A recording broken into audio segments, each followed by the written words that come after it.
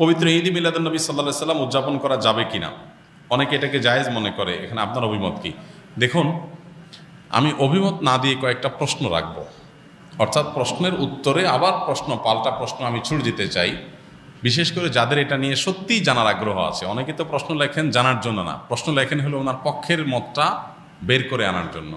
Number এক, আপনি খোঁজার চেষ্টা করেন যে ওনার জন্মের তারিখটা এটা কি সুনির্ধারিত, অবিতর্কিত, নাকি এটা নিয়ে নানা মত আছে। আপনি একটু পড়াশোনা করার চেষ্টা করেন। নাম্বার দুই, নবী করিম সাল্লাল্লাহু আলাইহি সাল্লামের জন্মের তারিখটাকে তিনি নিজে উদযাপন করেছেন কিনা প্রতি বছর, এটা আপনি একটু জানার চেষ্টা করেন।